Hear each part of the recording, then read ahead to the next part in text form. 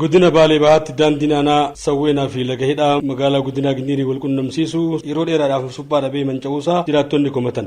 Daandiin fageenni isaa kiiloomeetira 110 ta'e kun yeroo dheeraaf osoo hin suphamin turuusaa jiraattonni dubbifne himan. Suphaan qabu namni hin suphina jedhanii warri silaa dhimma isaanii karaa kunillee hin suphina jedhanii bakka bichaa suphinee biraa deeman. Maaliif hin sirreessine naan baajanni qajeeleen hin baane saniif bakka sirreessine dhaan ashawaa wayitanuun afashawaa hedduun kararraa dhoqqee bichaa kararraatti darbanii bakka akkasitti amma cinqaarra jira makiinaa fi namni illee karaa socho'uun hin dhabe. Daandiin amata 10 ol amma kun wanni takka haaromsa guyyaa tokko hashawaa tokko irra buufamee beekamu akkanatti dhiibbaa guddaadhaan matooraa fi makiina illee kufee karatti rakkataa jirra.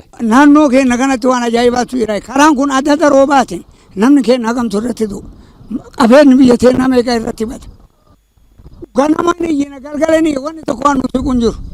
Rakkoon karaa kanaa waan amma nama boottisu waan himimmaan bu'an malee waan haasoo akkana haasawanii callisanii miti.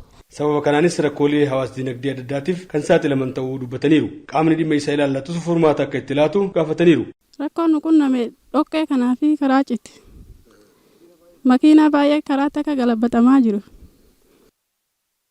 Gabayaa gadhaqatuu dadhabne. Dubartii ciniinsifattee ambulaansiin nu fuudhu hanqate. Makiinaadhaaf fe'atutti jira. Urgaa dhufee guyyaa 7 ture jechaadha.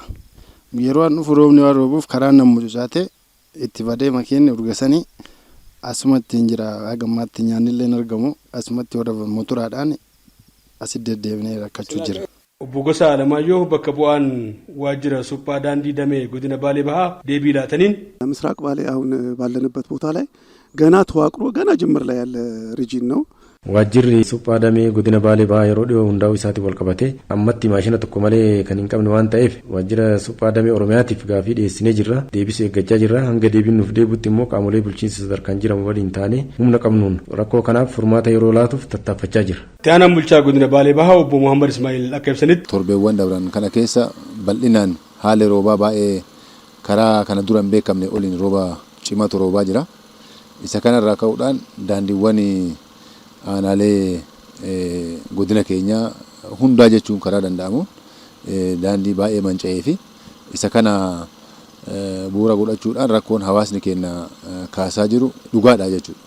Komiin hawaasni kaasaa jirullee sirriidha jechuudha. Kanarraa ka'uudhaan rakkoo kana furuudhaaf akka mootummaatti maaltu hojjetamaa jira akka jedhu ammaaf meeshaalee bakka qabanii garanatti akka geejjibsiisan deeggarsa nutis wal wajjin taane bakka rakkoon hammaataa ta'e immoo abbootii qabeenyaallee bulchiinsa magaalaas hirmaachisne aanaalee illee hirmaachisne hawaasni akka keessa ba'u sirriitti xiyyeeffannaa guddaa goonee hojii hojjechaa kan jiru ta'uusaa.